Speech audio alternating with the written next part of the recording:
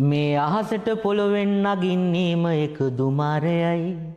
උඹ ලෝකෙට කවුරු වුණත් උඹ මතක සුමානයයි.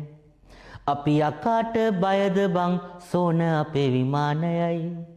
ඔය කොකාට වාරය නම් තිත්ත යට දෙවාරයයි. මේ අහසට පොළොවෙන් නගින්නේම එක දුමාරයයි. මේ කියන්නේ අපි හැමෝටම ඕරුම වන ධර්මතාවය. මොකක්ද? මරණය. කවදා හරි දවසක අපි හැමෝටම උරුම වන ධර්මතාවය තමයි මරණය. ධර්මයේ සඳහන් වෙනවා හරේන්ද්‍ර මහත්මයා මේ මරණය පිළිබඳ බුදුහාමුදුරුවෝ දුන්න ලස්සන උපමාවක්. අචිරං වතයන් කායෝ පටවින් අදිසෙස්සති චුද්ධෝ අපේත විඥානෝ නිරත්තංව කලින් කරම්.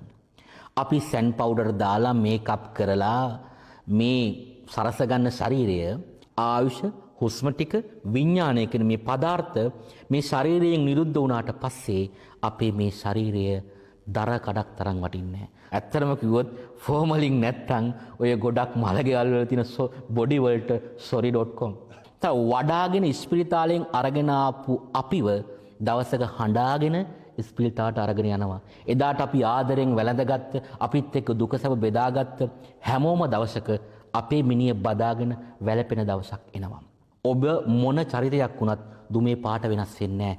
දුමේ හැඩේ වෙනස් වෙන්නේ නැහැ. මේ අහසට පොළොවෙන් නගින්නේ මේක දුමාරයයි කියලා විග්‍රහ කරන්නේ අන්න ඔය ධර්ම කාරණය. උඹ ලෝකෙට කවුරු වුණත් උඹ මතක සුමානයයි. හරෙන්ද්‍ර මහත්තයා මේ කියන්නේත් අනිත්‍ය ධර්මතාවයම තමයි. වෙනස් වීම. Everything is changeable. හැමදේම වෙනස් වෙනවා.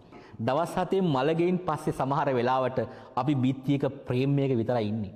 ඒ නිසා මේ බල්ලන්ට පූසන්ට කන්න දුන්නට පස්සේ තියෙන අවුරුදු ගානක මතක ඉව මිනිස්සුන්ගෙන් බලාපොරොත්තු වෙන්න යන්න එපා.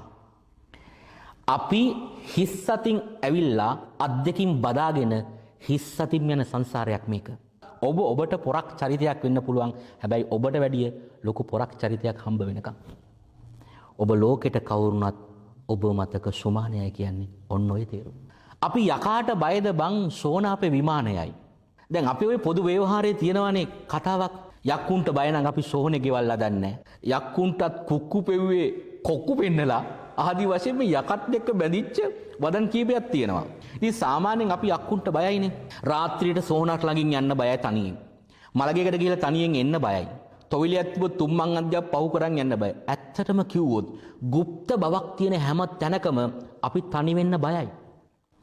හැබැයි හරේන්ද්‍ර මහත්මයා සැබෑ යථාර්ථය නම් ජීවත් වෙලා ඉද්දී හිතින් මවාගත්ත යක්කුන්ට බය අපි යක්කු තක්කු මුක්කු ගැහිලා ඉන්න සෝනක ගිහිල්ලා අවසානයේ අපිට සැතපෙන්න සිද්ධ වෙනවා තනිවම. අද අපි පැල්පතක ජීවත් වුණත් මහා මන්දිරයක ජීවත් වුණත් දවසක අපේ නවාතැන වෙන්නේ සෝනක්. ඊට පස්සේ හරේන්ද්‍ර මහත්මයා ඔය කොකාට වාරේ නම් තිත්තයට දෙවාරයයි. බලවතෙක්ට වගේම දුබලෙක්ටත් අවස්ථාවක් එනවා. ඒක අමතක කරන්න එපා. අලියක් කැලේට කොච්චර ලොකු සතෙක් වුණත් හරේන්ද්‍ර මහත්මයා ඉත්තක් කරන් කන්නේදී දෙපැත්තට ගසනවා. ඇයි දන්නවද? බයයි කටුස්සෙක් කරි හිටියොත් හොඬවැල ඇතුළු ඩිංගුවොත් අතාට උන් හිටි දැන් අමතක වෙනවා. ඒ තරම් විපතක් වෙන්න පුළුවන්. ඒ වගේම තමයි සිංහයා කැලේ මොන රජෙක් වුණත් ඉත්තෑවත් එක සෙල්ලම් දාන්න යන්නේ නැහැ. ඉත්තෑව පොඩි සතෙක් වුණත්. අන්න ඊට පස්සේ මේ කියනවා ගල් කටස් පටස් ගාලා গিitar වෙනවා මේ සින්දු වල මෙල්ලි. මොනතරම් තද මිනිස්සෙක් වුණත් গিitar එකක් කොංගෝ එකක් දර්බග් එකක් පියානෝවක් ඉස්සරහා මුදු මෙලෙක් වෙන මහ වෙලාවක් යන්නේ. අඟුලිමාල ආලවක සච්චක නාලාගිරි හේමවත මොනතරම් දැඩි අශාන්ත අදාන්ත මිනිස්සු බුදුහාමර එක ප්‍රණීත වචයෙන් দমনය වුණාද?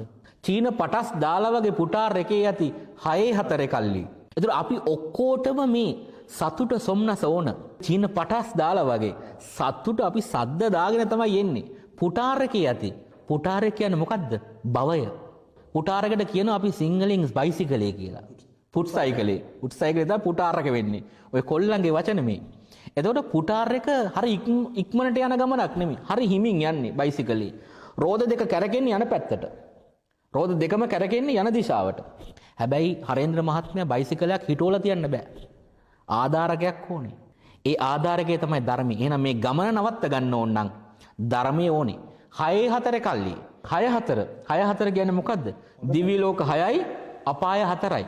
ඔන්න ඔය කියන දිව්‍ය ලෝක 6ටයි අපාය 7ටයි රෙජිස්ටර් වෙලා එන පිරිසක් තමයි මේ එන්නේ. ඊළඟට මේකේ සඳහන් වෙනවා අපි කොටස් වෙළඳ පොලේ සටස් ගානකට වැටෙන්නේ නෑ සල්ලි. කොටස් වෙළඳ පොල කියන්නේ අපි කියන්නේ ස්ටොක් මාකට් එක කියලානේ. එතකොට ඒක කඩා වැටුනොත් මුළු රටේ ආර්ථිකයටම බලපානවා. මේක ලෝකෝත්තර අර්ථයෙන් ගන්න. මේ කොටස් වෙළඳ පොල කියන්නේ අර කොටස් වෙළඳ පොල නෙමෙයි. අපේ පින් පොත. ඒක හිස් කරගන්න එපා. අද ගොඩක් මිනිස්සු පිනට වඩා පවට බරයි. පින් පොතේ empty. ඔබේ පින් පොතේ ආයෝජනය කරගන්න. ඒකට අපි උත්සාහ කරන්න ඕනේ. ඒක තමයි මේ කියන්නේ අපි කොටස් වෙළඳ පොලේ සටස් ගානකට වැටෙන්නේ නෑ සල්ලි. අපි හෙටත් මෙහිමමයි ගටක් තියෙනකොට යටත් වෙයිද මල්ලි. හරෙන්ද මහත්මයා. ගට කියන්නේ හැකියාව, පුළුවන්කම, ශක්තිය, ගැම්ම. අපේ ගටක් තියෙන්න ඕනේ. ශක්්‍යතාවයක් තියෙන්න ඕන අපිට මේ සංසාරයෙන් ඈතර වෙන්න. යටත් වෙයිද මල්ලි. නමුත් ආයි අපි මේ සසරට යටත් වෙයිද? දිස්නිය දුන්නට වත් කරන් ඇත්ත මතු පිට නෑ බං රත්තරන්. බුදුහාරෝගේ දේශනාවේ සඳහන් වෙනවා අප මේ උදේ හවා නාවලා කවලා පොවලා සෙන් පවුඩර් ගාලා කරන්න පුළුවන් හැම දෙයක්ම කරලා මේ පවත්වගෙන යන ශරීරය නිකන් හරි මේ ස්කින් එක යහපැත්ත ගහිලා තිබ්බනම් කපුට අපි පස්සේ ෆලෝ කරන එක අපිටවත් නවත්ත ගන්න බෑ කියලා. ඔය ප්‍රශ්නීය දවසක උඹලගේ වෙනකන් උත්තර ප්‍රීහිටිස් තරම් අපි අනුන්ගේ ප්‍රශ්න වලට උත්තර දෙන්න ඔස්තාර්ලා. හැබැයි ඒ ප්‍රශ්නේම දවසක ඔබගේ වෙච්ච දවසට ඔබ නිරුත්තරයි.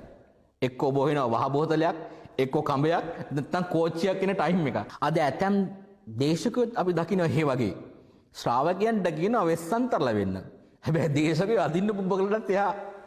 ඕක තමයි ඇත්ත කතාව. අර කතාවට කියන්නේ බණ ඇසුව මම සුගතියේ බණ දෙසුව ඔබ හැයි දුගතිය කියලා. මේක තමයි ඇත්ත යථාර්ථය. තුම් මුලස් සංදිවල වලක් බහිනවා පාට වණ්ඩි. පාට වණ්ඩි. එකිනෙකට වෙනස් මනෝභාවයන් චෛතසිකයන් තියෙන මිනිස්සු. වලක් බහිනවා ඔක්කොම සෙට් වෙනවා එක තුම් මුලස් හන්දියක. තුම්මන් හන්දියක. මොකද්ද මේ තුම්මන් හන්දිය?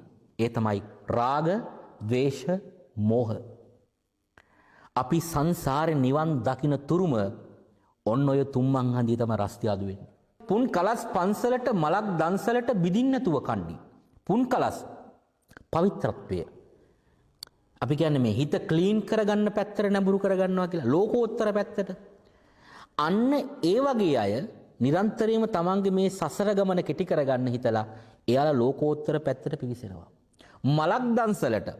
හැබැයි මල සුවඳයි, පිවිතුරුයි, ලස්සනයි.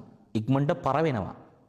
ඒ නිසා ලෞකික පැත්තට తాවකාලික සතුටක් හොයන මිනිස්සු ඔක්කොම හැරෙන්නේ ලෝකෝත්තර පැත්තට නෙමේ ලෞකික පැත්තට. බිදින්න නැතුව කණ්ඩි පෞර බැම්ම. මේ සංසාරේ කියන්නේත් බැම්මක්. මේ ක්ලේශ ධර්මයන් කියන්නේ බැම්මක්. මේක තාම කවුරුත් බිඳලා නැහැ. බොරු වලස් මුහුණු නැති කලස් දානකොට වැටෙන්නේම කිඳි. අපි ජැන්ඩියට රඟනවා අපි දිනලා ඉන්නේ කියලා පේන්න. ඒ වුණත් හරේන්ද්‍ර මහත්මයා මහරයක් දානවා අපිට කිණ්ඩිය. ඔය පැලස් වල සුමුදු පලස් වල රැඟුවේ ගොඩක් ෆේක් චණ්ඩි. සංසාරේ අපිට බේරිල්ලක් ගැලවිල්ලක් දෙන්නේ නැති ලොකුම චණ්ඩිය තමයි මාරයා.